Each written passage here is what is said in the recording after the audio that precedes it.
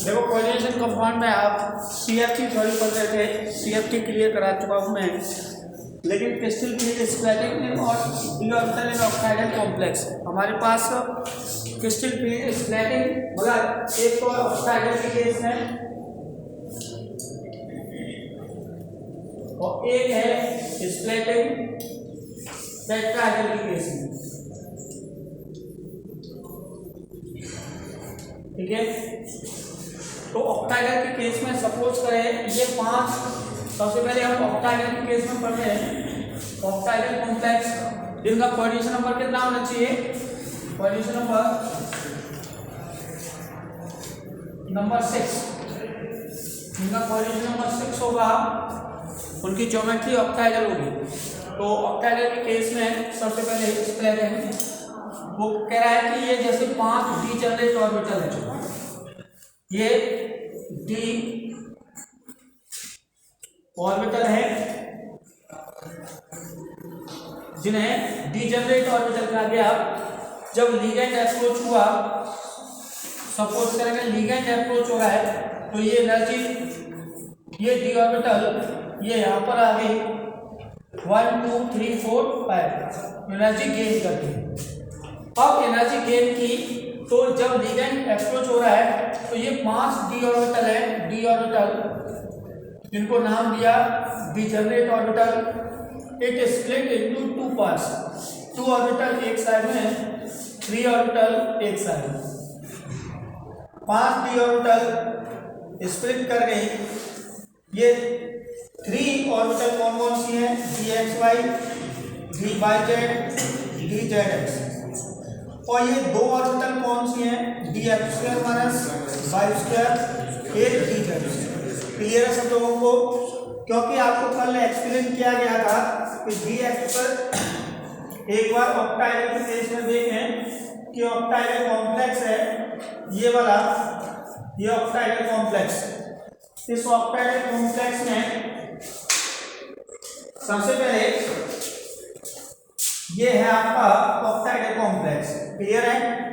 तो यहां से ये एंगल है वो 90 डिग्री का, ये भी एंगल 90 डिग्री का, तो इसको माना था आपने ये x एक्सिस, ये y एक्सिस, ये z, ये x, ये आपका z डैश एक्सिस, ये x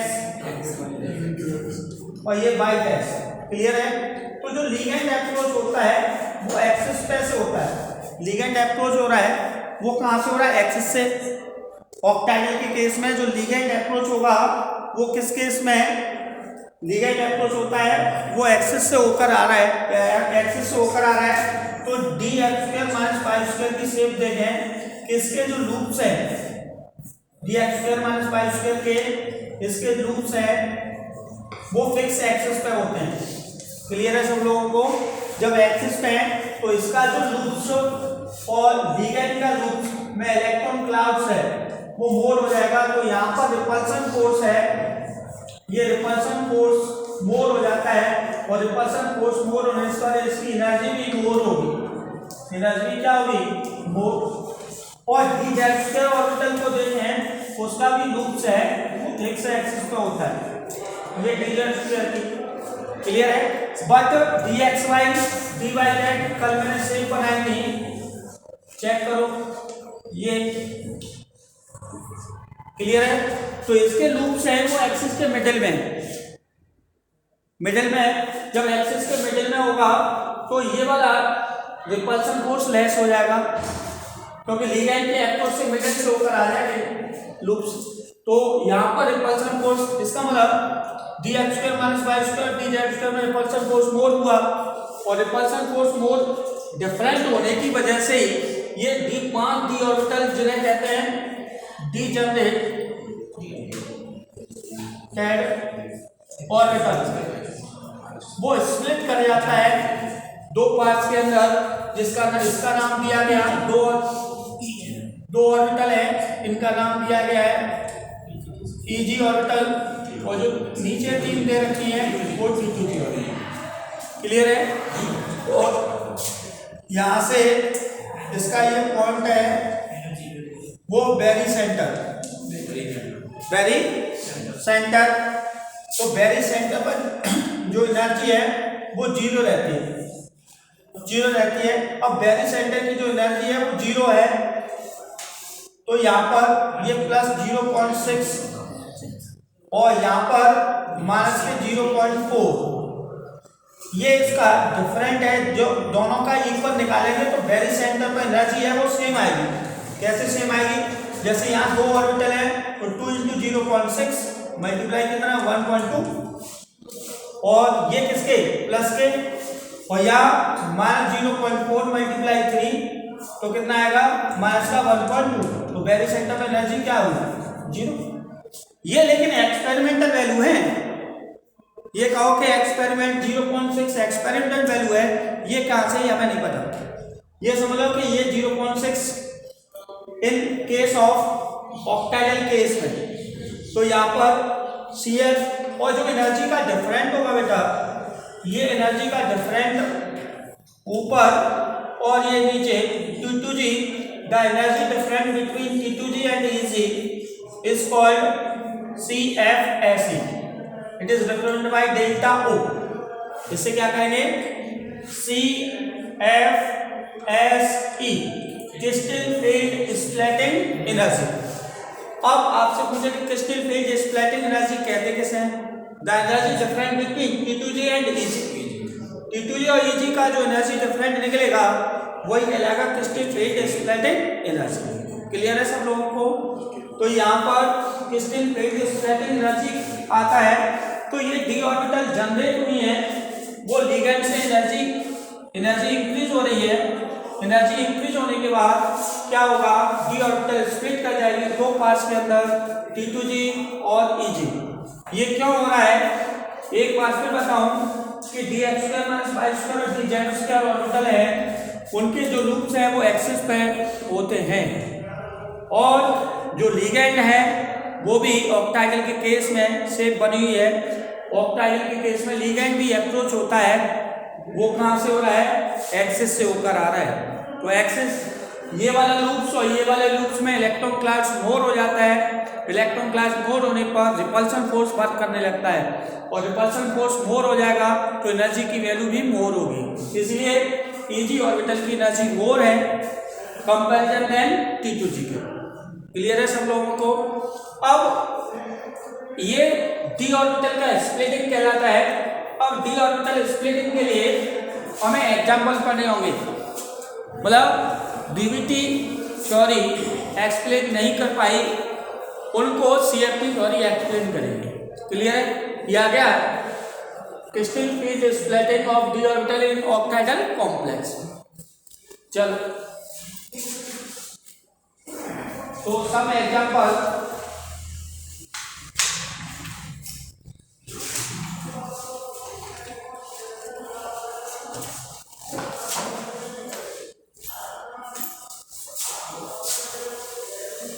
तो अब है आपका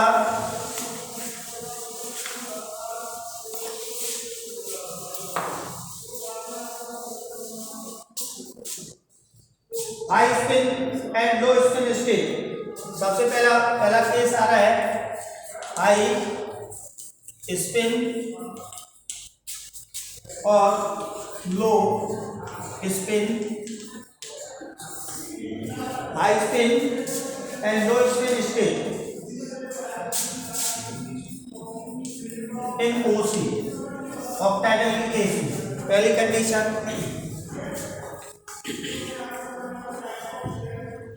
वो कह रहा है if ऑक्टाइडल complex, if octahedral complex having D1, D2 and D3 electron, मतलब किसी का EC बनाया उसमें D1 आ रहा है, लास्ट में D2 आ रहा है, D3 मतलब 1 से लेकर 3 तक। अब उन केस में कैसे इलेक्ट्रॉन का फ्लक्स होगा 1 2 3 4 5।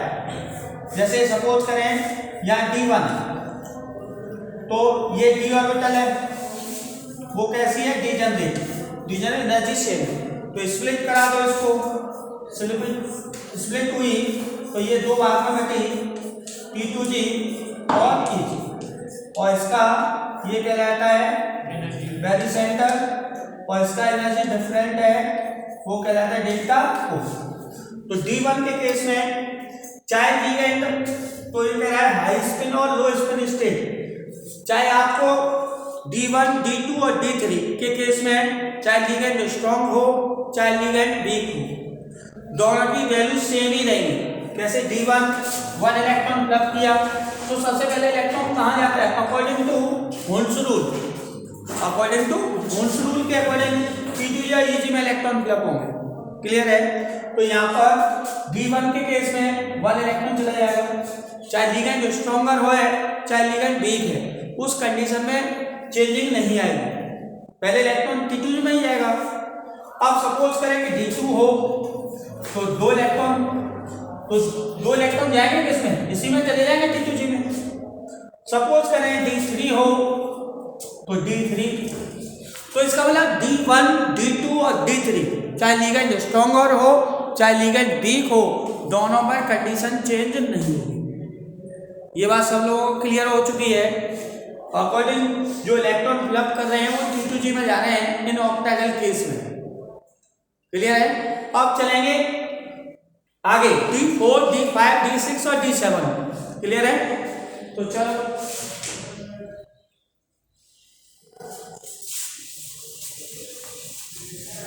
सेकंड केस, ये तो केस फर्स्ट हो गया।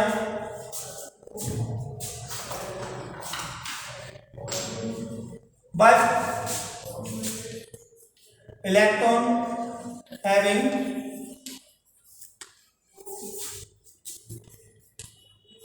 D4 to D7। अब D4 से D7 के केस में निकाले हैं, तो इसमें क्या है, टू पॉसिबिलिटी आज, तो इसमें दो पॉसिबिलिटी हो सकती हैं, टू पॉसिबिलिटी। पहली फर्स्ट पॉसिबिलिटी, इधर कंपैरिजन बाद में करा रहा हूं। चलो दो पॉसिबिलिटी क्या है वो भी चेक कर लो। सपोज करें यहाँ पर d ऑर्बिटल डीजनरेट ऑर्बिटल है, यहाँ पर इधर देखो ये तो आपका T2G, ये EG। अब आपने D4 का केस लिया है, सपोज करके किसी का EC बनाया, वो लास्ट में D4 इलेक्ट्रॉन आ रहे हैं, तो यहाँ तो 1 2 3 4 जब लिगेंड अप्रोच नहीं हो रहा तो ये तो डीजनरेट ऑर्बिटल है, लेकिन जैसे ही लिगेंड अप्रोच होगा तो इलेक्ट्रॉन कहाँ फिलअप होंगे, तो दो कंडीशन पॉसिबिलिटी होती है, 1 2 और 3 और एक 4। फर्स्ट पॉसिबिलिटी है। दूसरी पॉसिबिलिटी यहाँ चेक करा दो, देखो जरा 1 2 3 4 5 2, ये 3 T2G और EG, तो 1 2 3 4 D4 की पॉसिबिलिटी 1 2 3 और 4 आ रहा है समझ में। तो दो पॉसिबिलिटी है, इसका मतलब D1 D2 D3 तक एक ही पॉसिबिलिटी थी। अब ये डिपेंड करेगा टू वैल्यू, मतलब ये दोनों पॉसिबिलिटी टू वैल्यू पर डिपेंड करती है। अब टू वैल्यू है क्या, एक तो डेल्टा O, पहली वैल्यू क्या है डेल्टा O, जिसको क्या बोलते हैं अभी बताया CFS, crystal field splitting energy, और दूसरा P जिसको बोलेंगे पेयरिंग एनर्जी। ठीक है, इसका नाम क्या है पेयरिंग एनर्जी। तो इधर देख समझ लो, D4 के केस में दो पॉसिबिलिटी पॉसिबल मैंने आपको पहले क्लियर करा चुका हूं। डी पॉसिबिलिटी कौन कौन सी, ये डिपेंड किस पर करती हैं, ये दोनों वैल्यू पर डिपेंड करेंगे। एक तो डेल्टा O की वैल्यू पर, जिसे बोलते हैं क्रिस्टल फील्ड स्प्लिटिंग एनर्जी, और दूसरा पेयरिंग एनर्जी। अब आपसे पूछे कि पेयरिंग एनर्जी किसे कहते हैं, energy required for pairing electron, मतलब पेयरिंग जो एनर्जी चाहिए it is called pairing energy. किसी इलेक्ट्रॉन को पेयर करने के लिए जो एनर्जी चाहिए it is called pairing energy. Clear है? तो इन केस ये बात समझ में आ गई। अब पहला केस ले रहे हैं, first case. In case first case, in case first, ठीक है। इफ पहली condition, if delta O less है pairing energy, pairing energy more है और CFS वैल्यू लेस है, तो इलेक्ट्रॉन का फिलअप कहाँ हुआ? तो ऐसे करके 1 2 3 4 5 यहाँ पर 2, ये T2G और ये EG, इस दोनों का अंतर डेल्टा O, ठीक है। अब D4 का केस ले रहे हैं आप, सपोज D4, तो D4 में 1 2 3 और 4, तो इलेक्ट्रॉन कहाँ जाएगा? 1 2 3 और 4। अगर पेयरिंग एनर्जी मोर है तब ये पॉसिबिलिटी बनेगी आपकी। क्लियर है? अगर लिगेंड वीक है, आगे समझ में, लिगेंड वीक है तो ये पॉसिबिलिटी है। अब लिगेंड स्ट्रॉन्गर होगा तो इसका EC बनाए, EC तो T2G 3 और EG में कितना? 1। T2G में कितने इलेक्ट्रॉन है? ये इसका EC कहलाता है। T2G में 3, EG में 1। चलो दूसरी केस सेकंड देखो, साथ साथ में दोनों का कंपैरिजन कर रहा हूं। Case second, delta F delta O greater than of P, तो कंडीशन देखो क्या बनेगी? 1 2 3 4 5 T2G ये रही, EG ये, इसमें अंतर डेल्टा ओ, ये वेरी सेंटर। क्लियर? अब यहां पर देखें CFSE, तो यहां D4 का ही केस ले लो पहले, D4 तो 1 2 3 और 4 हो गया। अब इसमें इलेक्ट्रॉन 1 2 3 और,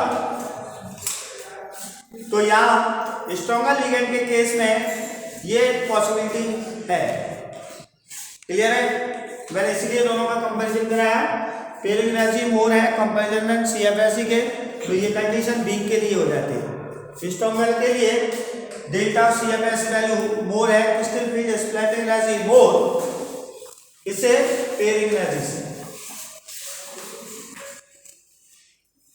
आ गया। तो यहां वैसे भी चेक कर लो, देखो पेयरिंग एनर्जी का मतलब मीन्स क्या है? 1 2 3 4 अनपेयर्ड इलेक्ट्रॉन है आ रहा है, तो 4 अनपेयर्ड इलेक्ट्रॉन को एनर्जी चाहिए तो मोर हो जाती है पेयरिंग एनर्जी। यहां पर देखो कितने अनपेयर्ड इलेक्ट्रॉन है? 2 आ रहे समय, इसलिए CFS वैल्यू मोर हो जाती है कंपैरिजन पेयरिंग एनर्जी से। आगे सब लोगों को, तो ये वाला केस। अब आपसे पूछे कि भाई D5 की कंडीशन क्या बनेगी, तो D5 ले लो, तो D5 में क्या है? एक इलेक्ट्रॉन फिलअप हो जाएगा, वो कहाँ जाएगा? यहाँ पर। क्लियर? अब सपोज करें D6 ले लिया मैंने, तो 6, तो 1 2 3 4 5 और 6। D7 ले लो, 7, यहाँ D8 ले ले, तो 8, D9 तो 9 कहाँ जाएगा? यहाँ पर। D10 यहाँ पर कंप्लीट आ गया फिलअप। D1 से लेकर D1 D2 D3 में चाहे लिगेंड स्ट्रॉन्गर है चाहे लिगेंड वीक है, दोनों की पॉसिबिलिटी एक ही रहेगी। केस इन केस चेंज कहाँ होगा? D4 से चेंजिंग होना चालू हो जाएगा, D4 D5 D6 और D7 तक चेंजिंग आएगी। वो डिपेंड करेगी दो फैक्टर पर, पेयरिंग एनर्जी और CFSE वैल्यू। तो अगर पेयरिंग एनर्जी मोर है कंपैरिजन CFSE के, तो ये हुम्स रूल फॉलो होगा और यहाँ पर ये हुम्स रूल फॉलो नहीं कर रहा। तो इसलिए आपको ये चीज बस इलेक्ट्रॉन का फ्लक्स करना आना चाहिए कॉम्प्लेक्स के अंदर। तो ये चीज मैंने अब स्ट्रॉन्गर लिगेंड की बात कर ली है तो वीक की, अगर D4 से यहाँ D5 हो गया इन केस तो 1 2 3 4 5, अब इसमें इलेक्ट्रॉन कहाँ जाएगा, इसमें 6 कह रहा है तो एक और इलेक्ट्रॉन बढ़ा दो तो इलेक्ट्रॉन कहाँ जाएगा यहाँ पर। मतलब इसका मतलब है कि स्ट्रॉन्गर लिगेंड के T2G ऑर्बिटल कंप्लीट हो जाएगी तब जाएगा वहां। आ रहा है समझ में। पहले लुक्का रीजन को लुक्का रीजन को पूरा भाई दावत चल रही है। लुक्का रीजन क्या कहता है मालूम है, अबे आगे पूरी क्यों ले जा रहा, पहले मुझे रख दे, उतनी पूरी है पहले मेरे तो पेट भरने दे। तो T2G ऐसे हैं, T2G अपना पेट भरते, दूसरे का क्या होगा क्या नहीं होगा कोई पता नहीं। अबे ये भी देख ले लुक्का रीजन तो दूसरे के पास पूरी पहुंच जाने दे। आ रहा है दावत हो रही है तो मान ली कम माल सेका हुआ है और आदमी जो ज्यादा बैठे हुए हैं और जैसे ही आया लुक्का लीजन पहले से ही चालू है कि कॉर्नर पे बैठता है और जैसे पूरी परोसने वाले आते हैं तो वो कहता है अरे यहीं लग जा पूरी टहनिया को है क्यों, उसको लग रहा है कि अब नंबर नहीं आ रहा। तो कुछ ऐसे हैं कि भाई ऐसा है कि मुझे एक पूरी रख दे आगे चलने दे, तो वो कंडीशन यहाँ पर आ रहा है, वो पेयरिंग कर रहा है, पेयरिंग एनर्जी बोर हो जाती है। तो वही चीज है कि यहाँ पर सिंगल फ्लप होंगे, यहाँ T2G पहले कंप्लीट होके जाएगी, आफ्टर देन इजी फ्लप होगी।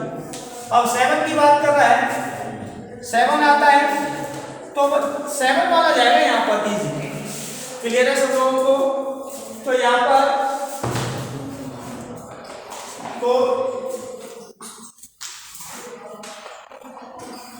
इस पूरा रेट निकाल के बताऊं आगे समझ में आगे पूरा क्लियर हो गया। CFT पूरा CFT क्लियर हो चुका है। अब इनके से एग्जांपल देखेंगे, लेकिन उससे पहले मेन रैंक क्या आया वो देखें। स्ट्रॉन्ग फील्ड लिगेंड, पहला केस स्ट्रॉन्ग फील्ड लिगेंड है तो डेल्टा O हाई होगा, क्रिस्टल फील्ड स्प्लिटिंग हाई होगी तो लो स्पिन कॉम्प्लेक्स बनेगा। क्या बनेगा, लो स्पिन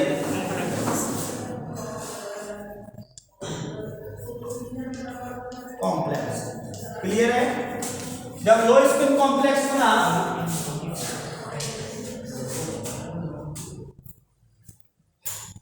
तो डायमैग्नेटिक भी हो सकता है और पैरामैग्नेटिक भी हो सकता है, लेकिन होगा कैसा, वीक